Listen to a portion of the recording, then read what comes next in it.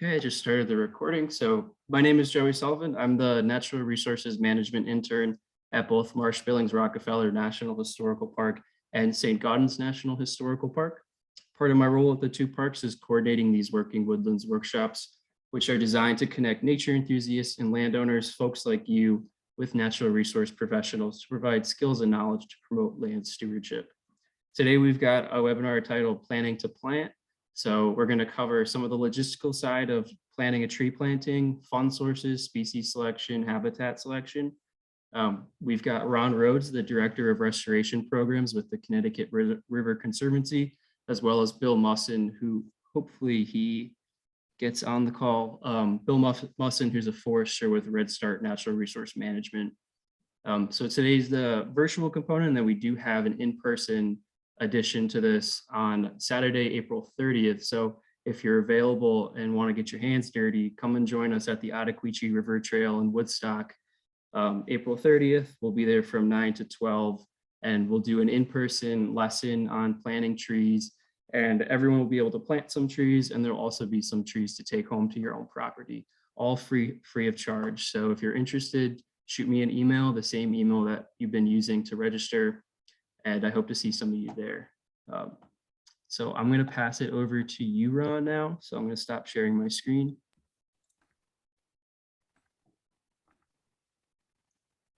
Thanks, Joe. All right, let's see here. Hopefully everybody can see that. Joe, can you see that? Yep. Yeah, Great. Looks good. All right. Hello, everyone. As Joe said, I'm Ron Rhodes. I live in South Pomfret, Vermont, not far from the park, and I work for the Connecticut River Conservancy, overseeing our restoration programs, which of course includes tree plantings along the Connecticut River and its tributaries. I know not everybody's local. I saw in the chat there were some folks from Florida and elsewhere, so part of what we'll talk about today might be relevant to you in general. You may have to put up with some, local specifics. So our organization, the Connecticut River Conservancy, has been a local nonprofit since 1952. We work in all 4 states in the watershed and all parts of the watershed, so it doesn't have to just be on the Connecticut River. We've worked with the Billings Farm in the past, and I'll have some slides showing those projects later on. The main stem of the Connecticut River is 410 miles. It starts up in Canada, right across the border. So as far as I know, it's the only place you can walk across the border without a passport, or legally walk across the border. And it goes all the way down to the Long Island Sound. So it's a very different river up in upper New Hampshire, and a tidal river down in, at the mouth. About 3 million people live in the watershed now, and it provides over 70% of the fresh water to Long Island Sound. And I want you to keep that point in mind for a upcoming slide. So tree plantings, riparian buffer plantings, which we are often focused on because our focus is on the river or tributaries. And so we're often planting with farmers, situation like this where you have a cornfield right up to the edge and you have erosion occurring usually on the outside bends of the rivers because there's no roots or natural material to hold that soil in place. And so when you get a big storm like Tropical Storm Irene or just high spring flows, rivers are really high today after the snow, or ice out, you have massive erosion. And there's a good example. That is a satellite photo of the Long Island Sound after Tropical Storm Irene ripped through our watershed. And so, that soil is Vermont and New Hampshire, all the way down into the Long Island Sound. So that's what, when I said that 70% of the fresh water going from our river into the Long Island Sound. So what we do upstream affects downstream. And so the more restoration projects that we and other groups can implement, the better. That improves the water quality, obviously fish and wildlife habitat, pollinators. There's lots of different benefits to doing floodplain restoration, floodplain forest, riparian buffers, and really any type of tree planting that you may be able to do on your properties. You don't have to go it alone. There is funding and help out there. Here in Vermont, we've got state funding through the Clean Water Fund, and the Agency of Natural Resources administers that. Towns and nonprofits like Connecticut River Conservancy, the Black River Action Team, White River Partnership, we apply to those grants on a regular basis to help fund buffer plantings. The Agency of Ag also has money available for farmers. So, farmers have a little more access to some funding that a private landowner or maybe a town wouldn't have, but there's lots of different pots. Federal funding, USDA, we've got a office over in White River from the Department of Agriculture, and NRCS is Natural Resource Conservation Service. So it's an arm of the US Department of Ag. You can sign a contract with them, and they provide funding and technical assistance to do all sorts of related river restoration, conservation activities. So funding for tree plantings, invasive species removal, etc. U.S. Fish and Wildlife Service is one of our regular partners. They often will help cover, for example, there's a state funding program and state and federal funding program called CREP. There's lots of acronyms: Conservation Reserve Enhancement Program. And it roughly pays 90% of the cost of a buffer planting or stream crossing for fencing to keep cows out of the stream, that kind of thing. And U.S. Fish and Wildlife Service will cover that other 10%. Because, when we're working with farmers, especially, think of our dairy farmer that here in Vermont or New Hampshire. I mean, how many of them have the time to put into designing a restoration project or a buffer planting? And then, how many of our dairy farmers have even $1,000 or $5,000 to put into a project like this, to buy trees or whatever? So the more we can do to write grants, find funding partners to help cover that cost, the more likely they are to, agree to that type of project, if we can keep it a minimum to them as far as their out-of-pocket expense. And then the last thing is there's lots of private foundations. New Hampshire Charitable Foundation is one of our regular funders, the Vermont Community Foundation. We get regular grants from National Fish and Wildlife Foundation.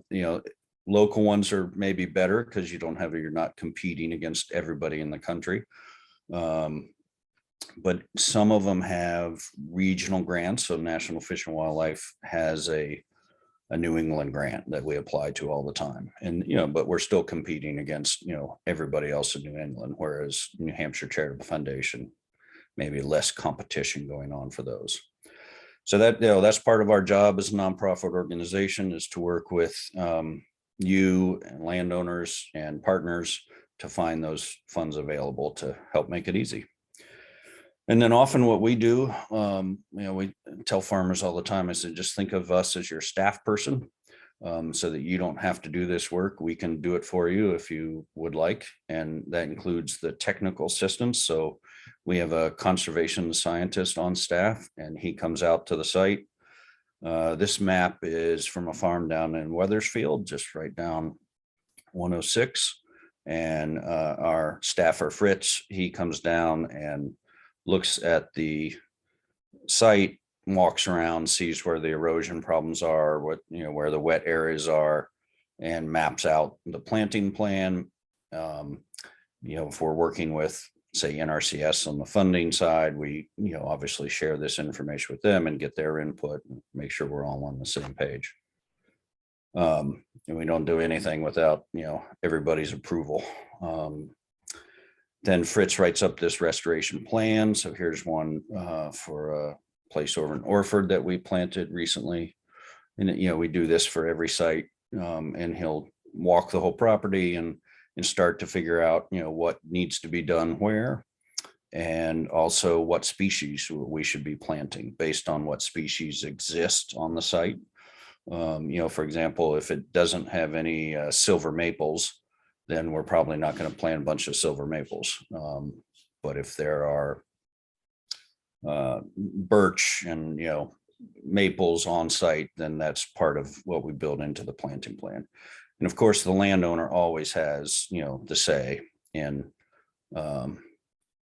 helping us select those.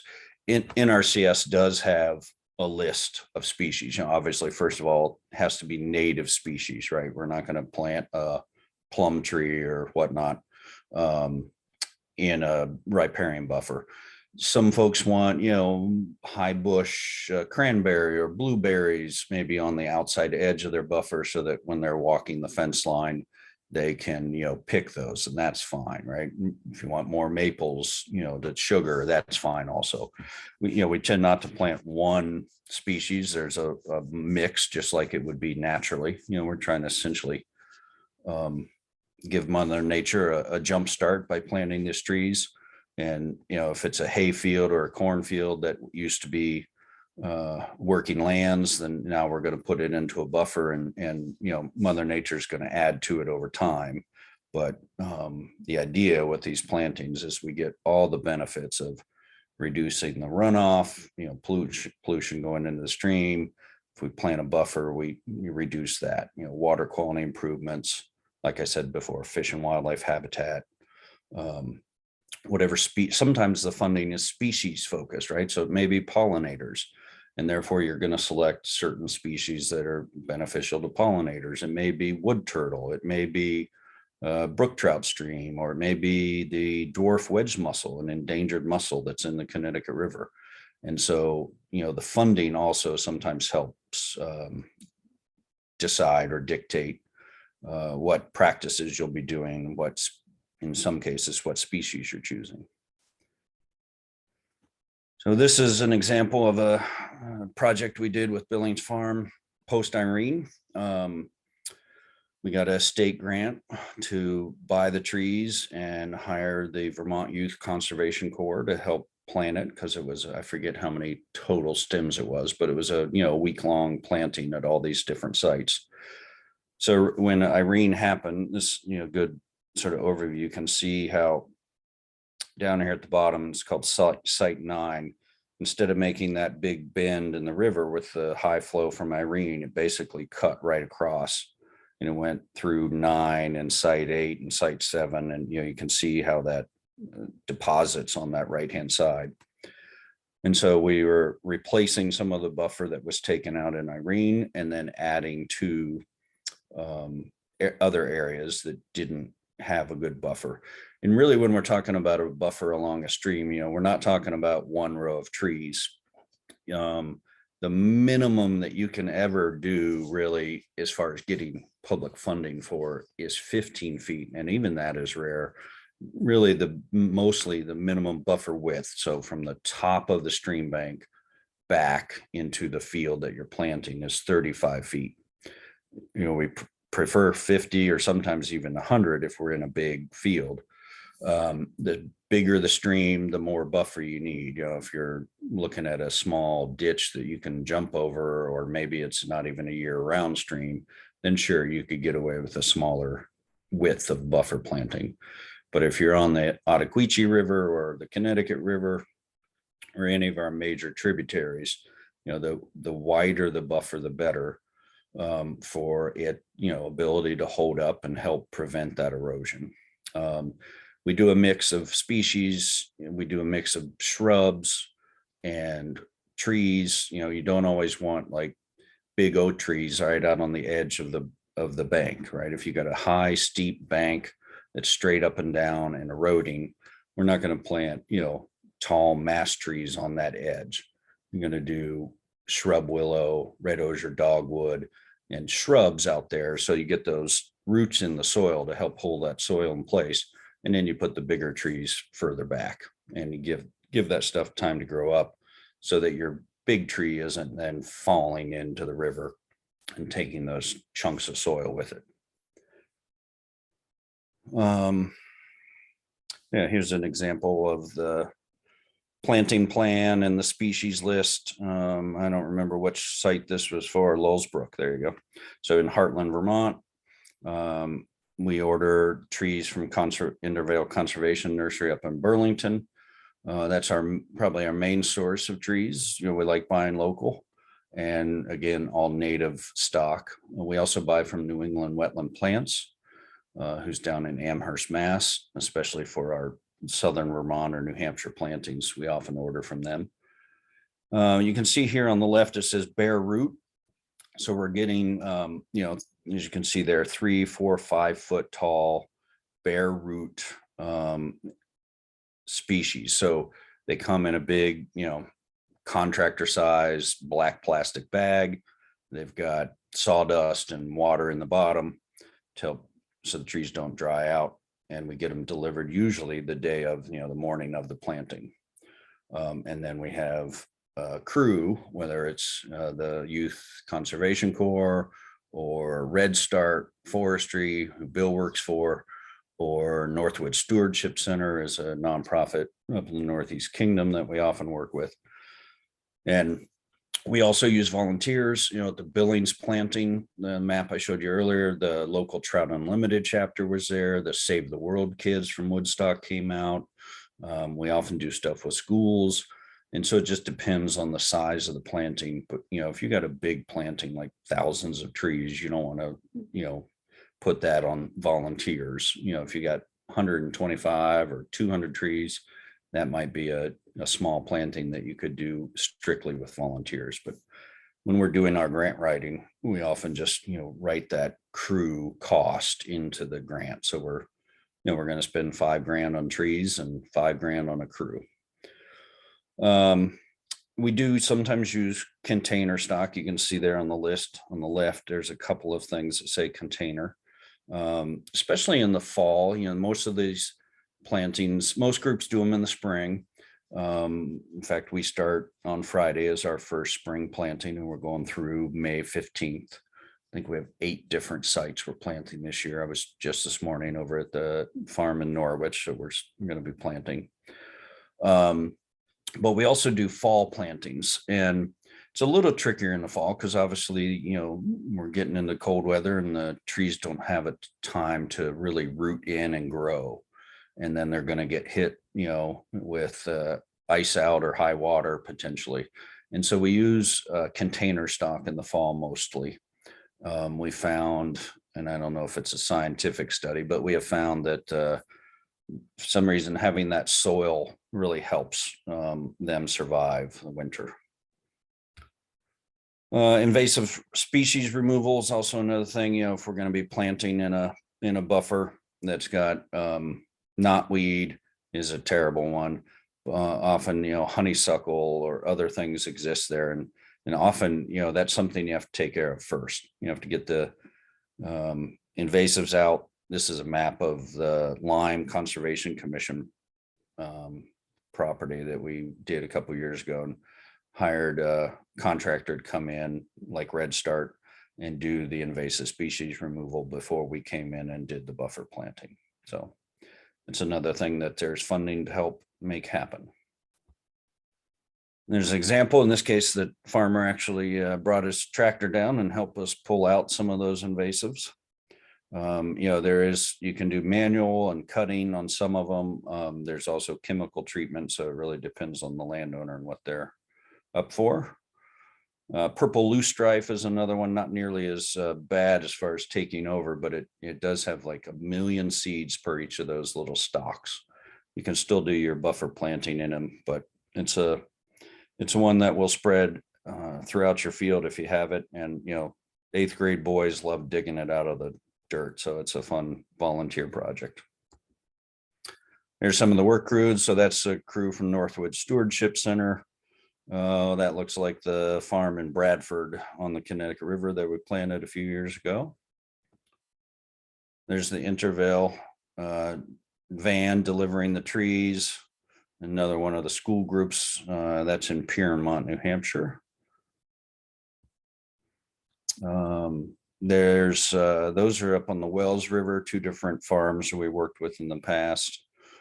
And I think that's an Intervale crew putting, as you can see in the behind the folks on the top there, just, ragged edge, outside bend in the river, and the farm just kept losing soil. And so putting in those look like red osier dogwoods there, and some trees in behind it to create a nice buffer and help hold that bank in place.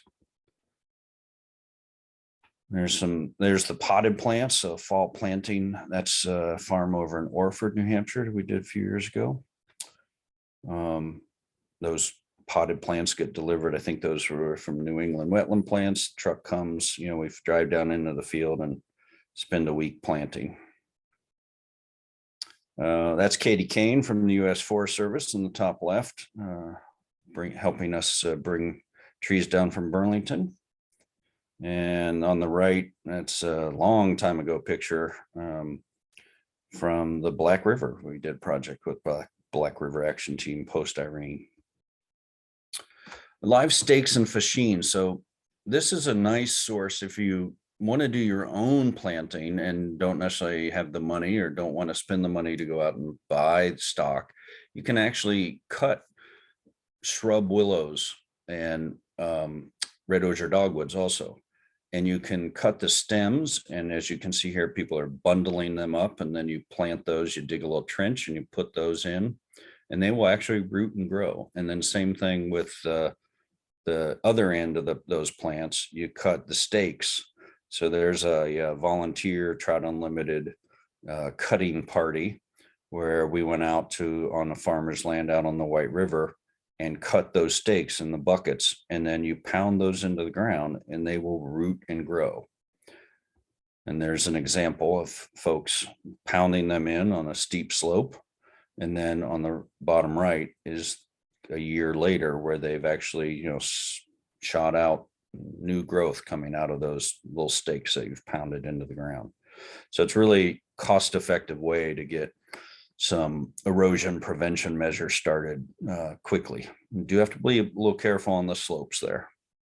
A couple of before and after. So this was a farm over in, I think that was Orford, New Hampshire, and you can see the Palisades Rock in the background on the Connecticut River. And so there's the before photo and there's the after. So that's a 50-foot buffer after a few years of planting. And, you can see we've got good natural growth in underneath the trees, but the trees that we've planted have doubled in size in just a few years. So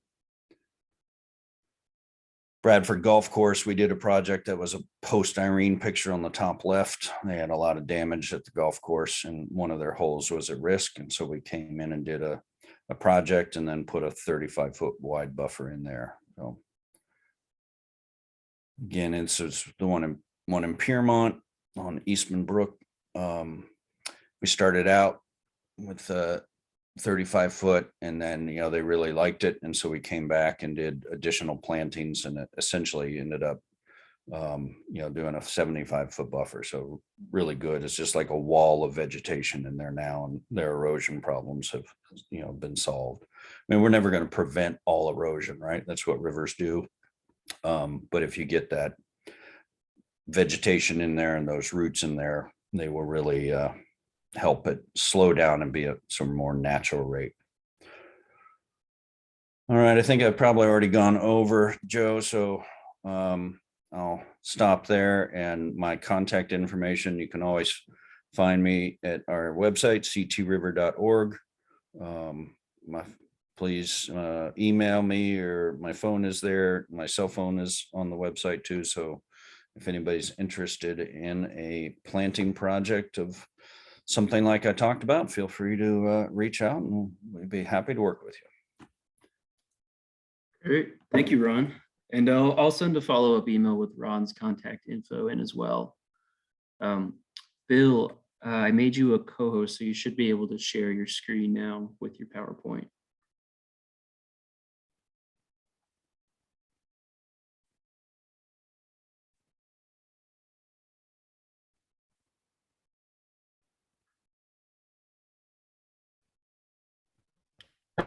Can you hear me?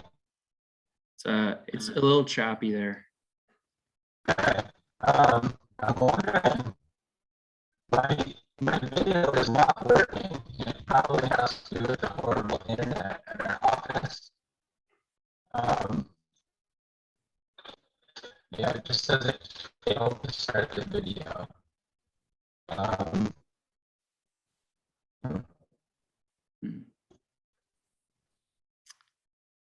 Bill, do you want to maybe try joining the Zoom again and see if that might help?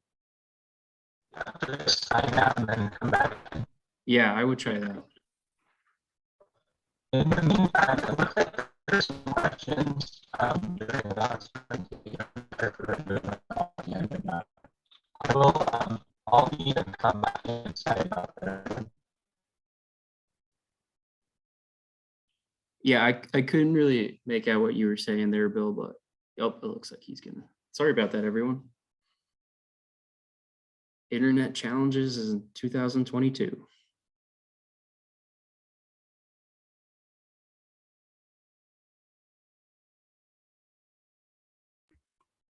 Joe, there's some questions in the chat, and so I'll while Bill is talking, I'll go in and try to answer some of those as best I can. Sure. And so if people want to look in there, and then I'm happy to take questions, afterwards also.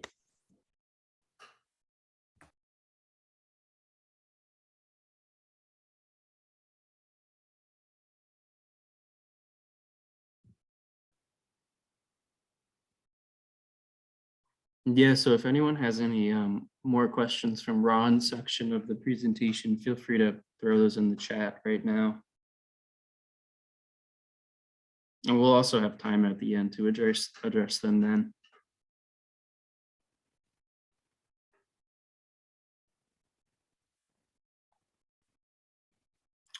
Bill, it looks like you're back on the call. How's the internet?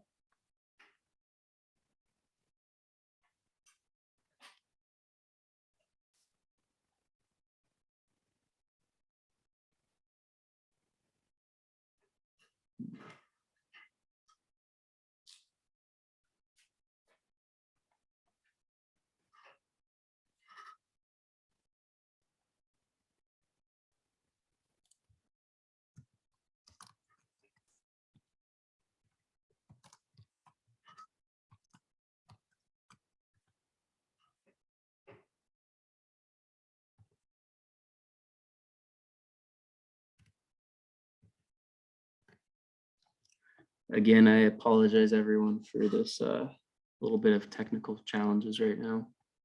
Hopefully we can get Bill to be able to get on.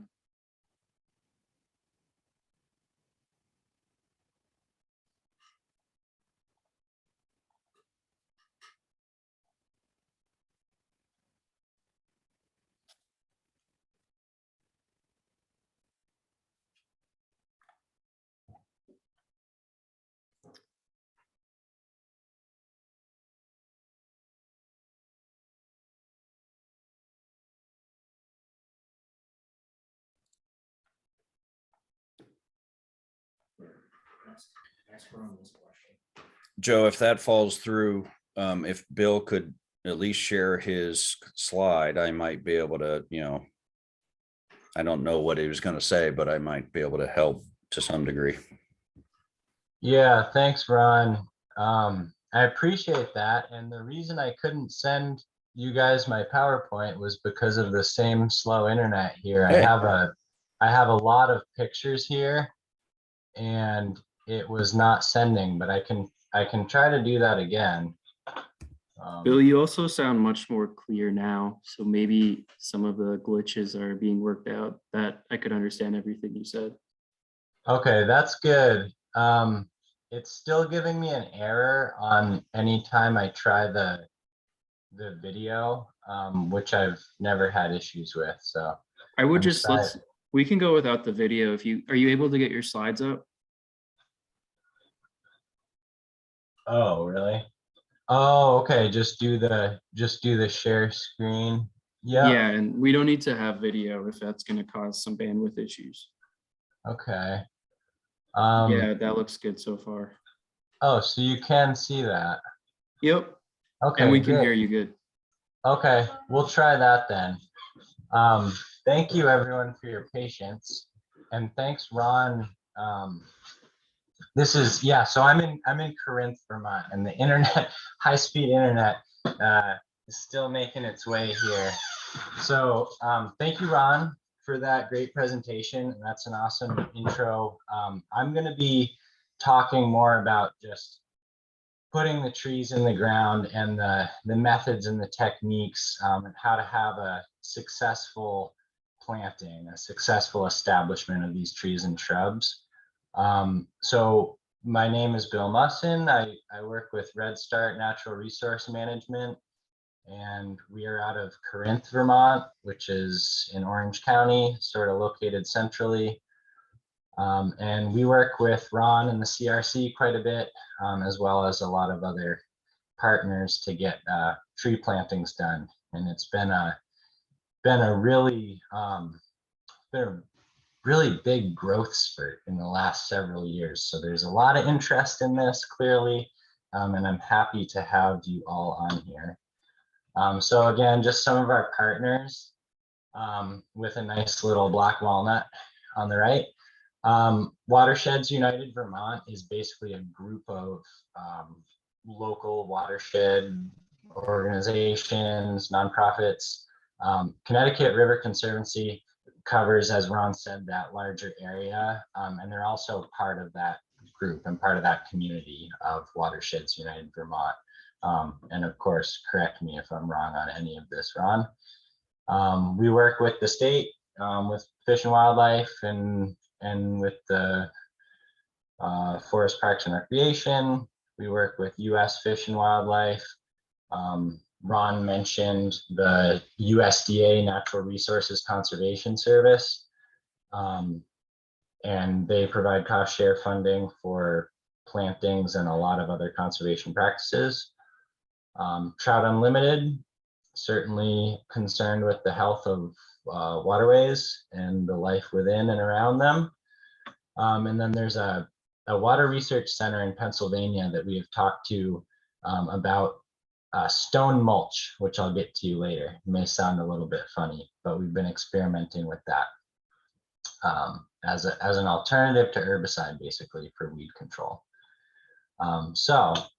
And here's just a quick map to show where these watershed organizations are. So they're all over the place, and there's a pin on there for probably very close to Ron's house in Pomfret, if not at it. So this map is on the website for Watersheds United Vermont, and it's just, might be a way to, if you're talking, I would strongly encourage you to get a hold of Ron, first of all, but also just any of these folks that can kind of point you in the right direction and provide some assistance. So here's the basic process that I'd like to go through. Choosing the right plant species and size and everything, and the right place to put it is really important. So, Ron talked about mimicking the natural community, the natural plant community along these waterways and in these wetland areas. And that's what I'm talking about. Whether you're doing a restoration project that's a larger effort, or you're planting a single shade tree, it's definitely helpful to pay attention to what's going on right in that area. And I'd say, the most important factors really are the soil conditions, which encompasses a lot of different characteristics, and the light conditions. And then to a certain extent, especially if there are people joining from other parts of the country or even the world, I'm not sure, looking at the hardiness of the tree, make sure it's going to be, it's going to make it through the winter wherever you are. So we'll talk about some specific species right after this, and I'm going to fly through them because I want to talk about a lot of them. And then, in helping get them established well, mulch helps with weed control and moisture retention. Watering is incredibly important, especially in the first growing season or two. I think there was a question about protecting the trees from herbivory. There's, deer will chew on the buds and the leaves, and rodents will sometimes girdle the stems or even snip the whole stem off shortly after you've planted it. So we'll talk about a little bit of that. And weed control. There's a few different methods for that. And then sort of moving farther into the future, you can think about pruning and pest management and maybe cabling large trees. But I think that's kind of outside of the scope of what we want to talk about today. So I'm going to quickly go through these. I have a lot of these because there are a lot of great native species, and I'm going to highlight some here. So tamarack, American larch, some people call it hackmatack. This is mainly a wetland plant. It's really popular in the restoration community right now because it is not likely to get browsed by deer. It grows fast. It's tolerant of many different conditions. It transplants well. So it's really kind of an all-star from my perspective in terms of just getting these plants established and having them live and grow. And so a lot of people would be probably more familiar with European larch, which is very similar. This is just the native species, and you'll find this along the edge of wetlands, mostly. Maybe old log landings. There's some along Interstate 91, but it needs a lot of light. And other than that, it can pretty much take anything, and it grows fast, and you can see it just late in the fall after everything has turned color and dropped off. Actually, there's this last little show from the tamarack, and it really lights up in yellow in the fall. So highly recommended, especially if you have a wet spot or trying to restore a wetland or get trees established along kind of a slow meandering river. White oak is just an incredible wildlife tree. It's very long lived. The nuts are low in tannins, so they're really palatable to many different wildlife species. And it's likely to get browsed by deer. So this is one that I would definitely protect from the deer. And then, having a black bear in the tree, everybody's going to love that. There are hundreds and hundreds of species that benefit from the acorns. And not all large species like you would think, insects as well. I'll fly through the oaks. I think people are pretty familiar with them. Red oak is the most common native one in our region. Definitely a drier site, well-drained soils it prefers. Swamp white oak, that was on the planting list that Ron showed. That's a good one that a lot of people aren't so aware of, but it's pretty hardy, and it can take wet soils, and it can take dry spots, and it grows well. Beautiful bark and really interesting foliage, and so swamp white oak's a great one. Silver maple, Ron mentioned as well. Silver maple, I would put right up there on the list too, especially on larger waterways. If you look along the Connecticut River or some of the larger rivers, silver maple is really holding the banks together in a lot of places, along with other species like box elder and black willow. But these trees can get massive, and their root systems are great at just stabilizing the bank. Aside from all of the other benefits. So it's a popular sort of street shade tree as well. Pretty brittle though. So we want to cable it if it's close to your house, maybe. Quaking aspen, another one that was on that list. And really any of the aspens are great trees for these restoration projects. They're fast growing. They're pretty adaptable. Balsam poplar is in that same genus and family, and that's one that I don't have here, but balsam poplar is a really great one for restoration. And of course the quaking aspen and the big tooth aspen have these beautiful fall colors too. Any of the aspens are going to need a lot of light. Paper birch, I think we're familiar with. It's beautiful. Again, it needs a lot of light, and that's one we're having a lot of success with in our plantings as well, due to its fast growth rate and it not being likely to be browsed by deer. White pine, it's just awesome. It gets huge. You know, it sequesters a lot of carbon. It throws shade. It provides this tall structure. And so white pine, and it's unlikely to be browsed. So white pine is one of our stars as well. And I want to mention the hickories. There are some at Marsh-Billings-Rockefeller National Historical Park. I've noticed this in the warmer parts of that property and the warmer parts of the state. And bitternut hickory is a great wildlife species, and it has a strong taproot. It's fairly long-lived. And then shagbark hickory would be kind of a bump up in terms of wildlife value. It's slightly less cold hardy than bitternut, but the shagbark hickory is, you know, it's long-lived and it's beautiful. The bark is very interesting. The foliage is very interesting, and the nuts are really palatable to a lot of different wildlife species, more so than the bitternut.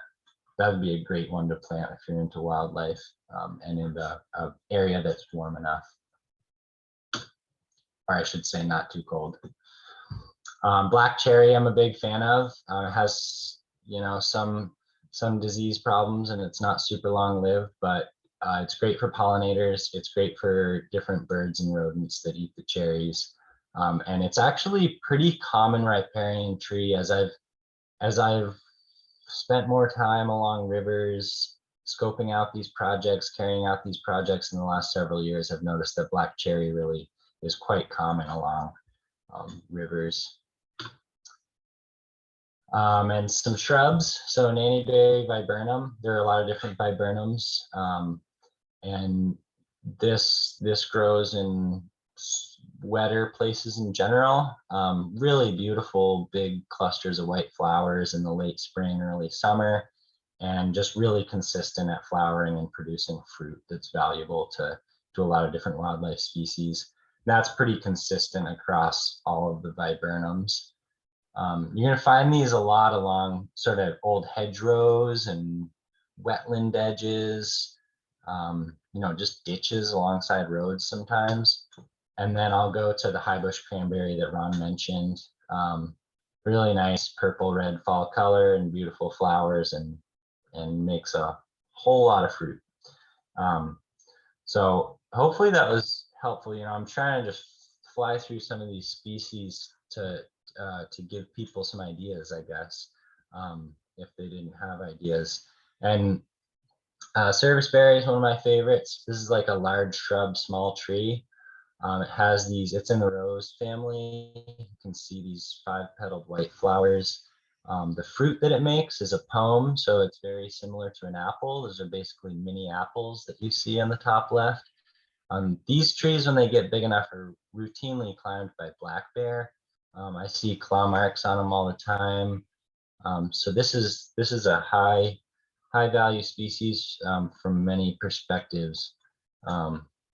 Would not say this is the greatest in terms of having a vigorous root system to hold banks in place, but other than that, in terms of just having a good wildlife species in the mix, it's a good one. Speckled alder is right up there with tamarack in our restoration projects. This shrub is nitrogen fixing. It's really tolerant of a lot of different conditions. It's really a whole natural community in itself. The alluvial shrub swamp, alder swamp community,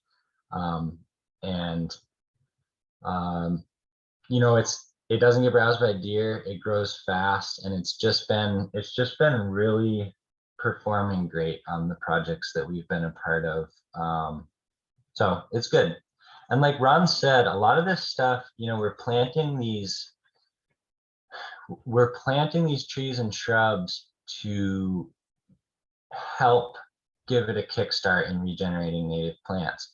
And so we're trying to pick species that do really well off the bat, but the idea is that over time, you're going to get some natural seeding in and a lot of cool natural regeneration happening too, as the buffers develop and as any planted area develops, really. Elderberry, I'm sorry, I couldn't remember. I have so many of these. Elderberry is beautiful, similar in fruiting and flowering to viburnum, but very, very hardy, very vigorous, good species to be out in the full sunlight and along waterways. And red osier dogwood, Ron mentioned as well. It's super good to put this one closer to the bank, to hold the bank. Really, really vigorous root system, and can kind of hold the world together when everything else is falling apart. Winterberry, beautiful fruits in the late fall and through the winter. They'll stay on the shrub through the winter. You know, wetland edges, really wet places, and this one is not likely to be browsed by deer. We usually see it as sort of a smaller component of a lot of different planting projects. And shrub willow that Ron mentioned as well, which can be used for the cuttings and the fascines, and is a great one to put right along the bank, especially where it's caving in. And he had some great pictures to illustrate that. And thing on that, if you're really worried about erosion too, you can pound live stakes into the fascines, and you're kind of creating like a willow dogwood fortress, just giving it a lot of opportunity to root and leaf out and stay in place. So some pictures. Ron mentioned the planting stock. That's Intervale planting stock up at the Fisk farm. This is very close to Canada in northern Vermont. We're bringing the trees over to the site. And you can plant in the snow. I wanted to just include this because, you know, if you're breaking through a little bit of frost and there's snow on the ground, that is okay.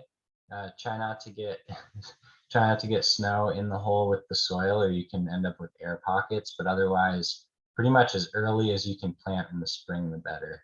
And this is one of our planting crews enthusiastically going into the beginning of the planting season. Okay, and I'm going to stick there and talk just quickly about the techniques for planting. You really want, oh man, I wish my video worked, because I have some example trees here that I was going to talk about the root systems. But when you plant these trees, you want to dig a hole that is about the same depth as the root system. And you want to dig a hole that's at least as wide. You know, you want to give it a little bit of churned up soil along the edges of it so the roots can spread laterally. That's not as important in terms of digging a, you don't want to dig the hole deeper than the root system, because it can actually settle and become too low. And you want to basically get the soil packed well around the roots. You don't want any air pockets because they'll dry out, and you don't want to put any organic material back into the hole, like leaves or other dead roots, twigs. Those will dry out as well. So you want really good contact with the roots to mineral soil, and you want it planted right up to the root collar, which is where the roots start to spread from the stem and where the top of the root system is. And I apologize about the video because I have some example bare root plants that would look just like what we're planting this year. And I was going to kind of point out those locations on the stem, and hopefully a lot of you will be at the in-person workshop and we can talk more about the specifics there. So weed control, I think everyone is familiar with bark mulch. It retains moisture and it helps prevent weeds. And, and as Ron mentioned, for invasive plant control, there are also chemical options for controlling weeds. You can spray herbicide around stems, and that, it all depends really on the site and the landowner and the funding and what makes the most sense, and what works for everybody involved. And so something that we've been experimenting with is this stone mulch. And this is what came from the Stroud Water Research Center in Pennsylvania. And then the Fish and Wildlife Service brought it to our attention. And this is nice because it's fairly inexpensive. It's definitely inexpensive compared to bark mulch, and it's basically just driveway mix or hard pack or stay mat, or there are a lot of different names for it, but it's basically crushed stone with a maximum diameter and then including all of the fine material that's smaller than that diameter. So we've been getting it delivered to these sites and just using shovels and 5-gallon buckets to get it out of a tractor most of the time, and then basically applying it in a circle around these stems. And I've got some pictures to illustrate this. And then we water them directly after, and the stone sort of provides a little reservoir for the water to sit and infiltrate right around the root system. So that's a little bit of what it looks like on the right, around a pine that's just been watered and is still soaking in. So you can see, the research center tested it primarily to protect trees from voles, because they thought that basically that sharp material near the surface would deter burrowing rodents, and also that they would feel more exposed to predators out there on the stone and less likely to hang out right next to the stem. So that's all very interesting. And it's not the reason, it kind of gave us this idea, and we're like, well, that's also going to control weeds, hopefully, and retain moisture. So we started experimenting with it, and so far we're only a couple years in, but it looks pretty good, the results so far in terms of survival and growth. And definitely great if herbicide's not an option, and maybe bark mulch is cost prohibitive. The stone mulch we're seeing as a reasonable alternative. This is just showing shoveling this out of the tractors and our crews, and you can see, in the foreground in the center there was a ring that was applied around a young little softwood that we planted. And it's important with any time you're doing any mulch, bark mulch, wood chips, stone mulch, to pull it back away from the stem. These plants need to breathe. There is gas exchange happening through the young bark, and you also don't want them to get too wet and have insect and fungal issues. So that's one of our crew members pulling that stone back away from the stem before she waters it. And just this is our usual watering setup.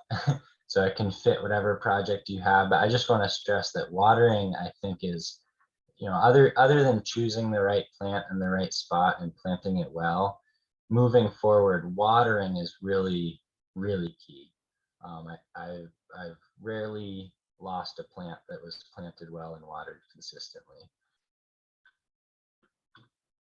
And that's just to illustrate sort of how it sits inside the stone mulch there.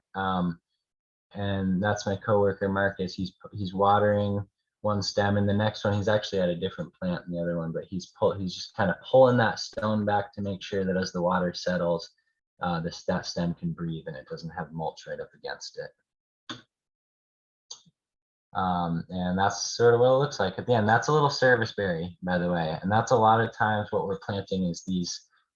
That's sort of on the small end of it, but these fairly small bare root plants. And more pictures. There's a little baby tamarack on the left, and which grows very fast. I want to mention that about this small bare root stock. It probably looks really small, but we found this is a really good size to get things established. And it has to do with the ratio of root to shoot. So how much is below ground supporting the engine above ground, and how much is above ground supporting the engine below the ground. And we found that this stuff is actually, you could plant larger trees, but a lot of times they kind of die back and they take a long time to establish. And these small ones may just as well catch up with those big ones over time. Just more pictures of stone mulch. Crew members planting trees. You can see a lot of that. So a lot of what we do, if we're not doing a riparian planting, we've done some upland ones, is basically reforestation of these old fields that are, you can see the natural pine regeneration behind him, but there were large areas in that field that weren't regenerating. It was kind of sandy, not great soil. And so we were assisting that field and regenerating back to a forest, a native forest. And this is what it looks like when you're done and you've done a lot of the stone mulch. These are on upland, basically reforestation projects. That's an oak, just to show you, this is one season basically of the weeds coming up around it. You can see the stone mulch has done a pretty good job, at least for the first year, at keeping the weeds from coming right up around the stem. Weed whacking is also an awesome option. Just if you don't want to put material down and you're planting in an old field or something, I mean, you can see how tall the herbaceous vegetation is around these stems. So there's a paper birch on the left, and that's an American hazelnut on the right, and they've just been weed whacked around, and it's just going to help them get access to light and the water and the nutrients that those other weeds would be competing for. So moving on to protection from deer and voles, tree tubes are an option. This is the same project up in northern Vermont. This is along a pond and a stream, and we're installing tree tubes here. So these are vented so they can breathe a little bit. They're open at the top, and you can, a lot of times, actually, you can sort of see on the, not the one that Drew's working on the far left, but the others, you can see sort of a little net on top, and that's a bird net to keep birds from flying down into the tube and getting caught up, which I recommend those bird nets because that can happen. And usually the company we order from will provide those for free, the nets. And so yeah, the tubes help keep the voles away from the base of the stems or any mice or other rodents that would girdle them and eat the bark off. And then they also protect them from deer up until the point that those buds are coming out of the top of the tree tube. These look like 3 or 4 foot tree tubes, and you can get up to 5, 6, 7 foot. I guess one con to them is you have to basically put them around a single stem. It's hard to get sort of a branching system within the tube, and then it's confined to that narrow tube up until it makes its way out and branches out. So we're not fully sold on the tree tubes, and a lot of people don't love the way they look, but I think they do help in a lot of cases. And that's definitely a good option if you want to just, it's fairly low cost, and if you wanted to protect some of the species that were more likely to get girdled or browsed on. And then Bill, just a quick time check. It's 1 o'clock. okay. Yeah. Yeah, thanks. I don't want to cut you off there. Do No, you have a lot more left in your PowerPoint? I think that's my last slide because it's like, it's what Ron tells me to have when I'm presenting about plantings. You have smiling faces, you have water, you have And trees, dogs. and you got a puppy. So Yeah, I know Ron has to leave for another meeting, so I just want to take a moment to thank Ron for his time and presentation today. Thank you so much, Ron. It was Yeah, great. no to have problem. you. And I can hang out for a few minutes if anybody has a question that I didn't get to in the chat or something that's come up since then. Great. Yeah, we can stay on for a couple more minutes if that works for you, Bill. And Bill, Yeah. that's a great picture on the right. Smiling face with the water in the background. You're right. That is awesome. Yeah. Well, so do you want to are there questions for Ron before he goes? Because we can certainly focus on those. And then I'm happy. Yeah, I think Ron had been answering a lot of questions in the chat throughout the presentation. But yeah, if there are any last minute questions for Ron, please put them in the chat, or you can unmute yourself now.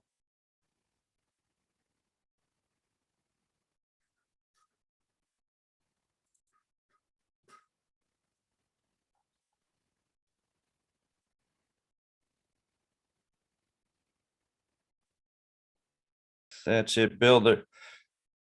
Bill, there was one thing in the chat. Someone asked about species for like a hedgerow, between your property and the road. Okay. I said evergreens, pines, and Andrea just asked if hemlock would be good. And I said, I thought maybe so, but wanted to check with you. Yeah, I think, hemlock is nice because it's really dense cover. It's a great visual screen and a good sound barrier as well. Some considerations I'm not sure what type of road it is, but if there's road salt, they can be really sensitive to road salt. They're also very likely to be browsed by deer if the deer population is high in your area. And I would recommend, okay, and then the one other consideration would be hemlock woolly adelgid, which is an invasive insect that is affecting, well, it's killing many hemlocks in the United States. It's basically just making it up to the southern end of Vermont and receding, and it's certainly well established and has caused widespread mortality of hemlock in other places. That said, I would not shy away from planting hemlock at this point. I think it's a while before the woolly adelgid really becomes, well, of course, I'm speaking from where I am in Orange County, Vermont, and I'm not exactly sure where this site is, but that's a consideration. I would say hemlock's great. Try to keep it away from the road salt. Maybe consider another species if there is a lot of salt, and I'd put up some chicken wire, any sort of fencing to protect it from deer until it gets tall enough would be my recommendation. It's very likely to get browsed. The other thing that was in the chat, Joe, that I wanted to talk to, I think it was Susan up on Lake Champlain, talked about a really steep or high bank. And, we should mention, Bill, jump in here, that, tree roots only go down so far, right? So if you're on 100-foot high or a 50-foot high steep eroding bank on the lake or out on Lake Champlain or even the Connecticut River, planting trees on that bank, those roots are not going to go all the way down to the water's edge and hold that bank in place. So you could end up holding, the top of the bank in place with your planting project, but you're still going to get undercut by waves or river erosion, down at the foot or the toe where the water is on a regular basis. So in those cases, when we're dealing with really high banks, we're often doing a bigger project that involves an excavator coming in and basically peeling that bank back to a gentle slope, like 2-to-1 or 3-to-1 slope. And then we're planting that slope, or sometimes we might even do a stair step approach. We're not an engineer doing a design and permits and, big yellow machine. So it's a much bigger project, big, tall. I don't know what you think, but, mine is like, where that is, I don't know, maybe like a 10-foot high riverbank, you could do a tree planting on and not have to go to a more expensive project. But once you get, 20 feet or higher, I think the tree plantings are less effective for getting all the way down to where the erosion's happening. Yeah, yeah, that's a really good point. And I don't know where the line would be. I think if you had a bank and you're noticing that it was eroding and wondering about the height and the best thing to do, and different options, I think the first thing is just to get a hold of somebody. There are people that will come out, like Ron, like myself, like many people in different government and non-government entities that can come out and provide sort of an informed recommendation there.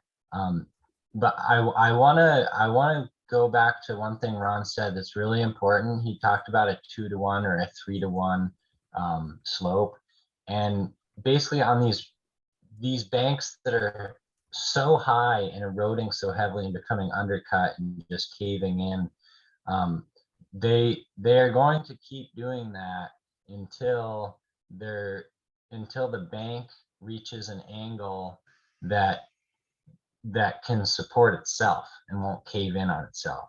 So he's talking about establishing a more gentle slope, which means cutting back into the field or into the land, to create that space to plant and install stabilization structures. I'm not sure if he mentioned there sometimes we're even putting like big root wads of large trees in there as sort of a stabilization measure. Yeah. I'm not sure where the line is. I think 20 feet seems pretty tough. That's hot. I think we did a project last year, Bill, in Massachusetts with 2 farms, and they were, I'm going to say they were around 18, 20-foot high banks.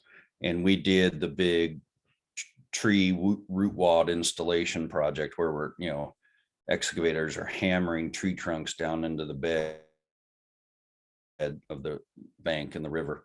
And we put in 200 pieces of large wood, and it was about a $450,000 project, so a lot bigger than a 35-foot riparian buffer planting.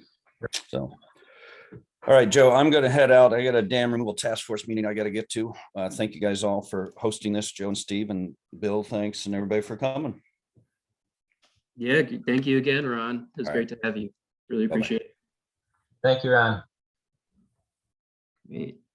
So does anyone else have any last minute questions? I know we're going a little bit past our time here, but there's just so much good info. We got to get it all. Yeah, I'm happy to stick around. I'm happy to stick around for a while. Oh, so, that's great to hear, Bill. Yeah, happy to answer questions. And then, just again, we're going to cover a lot more of this at the in-person workshop on the 30th. So if you're interested in getting a hands-on experience in this, what we're talking about today, shoot me an email to register. We've still got spots left. You'll be able to plant some trees and even take some trees home with you. So hopefully some of you guys are gonna be able to make that.